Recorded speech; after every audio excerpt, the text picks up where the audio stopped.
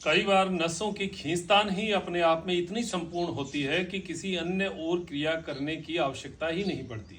आपको दुपट्टे का एक सुंदर सा प्रयोग बता रहा हूँ। सीधा बैठना है 90 डिग्री में। इसके फायदे बड़े हैं। एड़ी से लेकर, अगर एड़ी में दर्द भी है तो आपको इस दुपट्टे के प्रयोग से खींचने से आपको हाथों हाथ पता चलेगा कि एड़ी में कुछ गर्मी का आभास हुआ है। पिंडलियों में गांठें हैं, आपके कूल्हे में कोई खिंचाव या दबाव है यहाँ पर, और अगर बैक साइड में भी कोई स्टिफनेस है, शोल्डर में, अगर शोल्डर ब्लेड के आसपास, कंधे और सर्वाइकल में भी स्टिफनेस है, हाथों की नसों में अगर दर्द है, खिंचाव है और नमनेस भी है, और कोहनी में टेनिस एल्बो है, यहाँ पर कुछ दर्द है, एक दुपट्टे का प्रयोग है। और वो भी कुछ करना नहीं, केवल दुपट्टे से पकड़ के स्टे करना है। स्ट्रेचिंग अपने आप में बहुत गजब क्रिया होती है।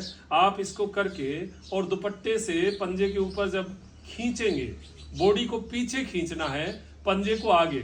मेरे साथ आप करके देखिएगा और हाथों हाथ 2 मिनट में अपने शरीर में अंतर देखिएगा। अंतर से महसूस होगा कि इस क्रिया का कितना बड़ा लाभ है और एक गजब क्रिया है ये। श्वास भरते रहेंगे, छोड़ते रहेंगे। सारा जो वजन है, जो खिंचाव है, वो दुपट्टे के ऊपर रहेगा। दुपट्टे की वजह से कंधा एकदम ढीला छोड़ो, कोहनियां ढीली, स्पाइन को सीधा रखना है और गर्दन जो है वो ऊपर की ओर खिंची हुई रहेगी।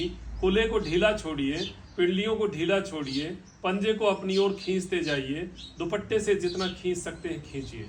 आपको लगता है कि ये थोड़ा सा ढीला पड़ गया तो थोड़ा दुपट्टे को और टाइट कर सकते हैं।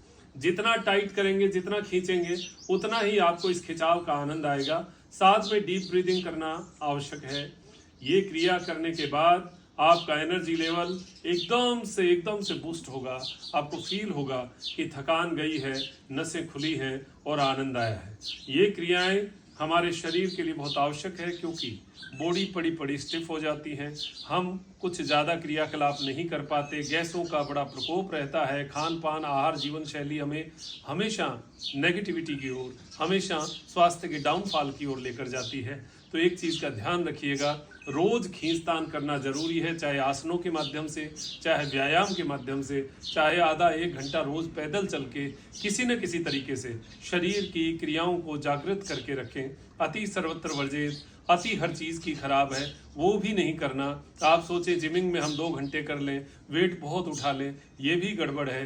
दौड़ में आप सोचें 2 घंटे में तेज दौड़ लूं, वो भी गड़बड़ है। अति नहीं करना, जितना हमारे शरीर की लिमिटेशंस है उसका ध्यान रखें और रोज इस आनंद को प्राप्त करें। सुबह खाली पेट करिए, शाम को भोजन से 1 घंटा पहले करिए।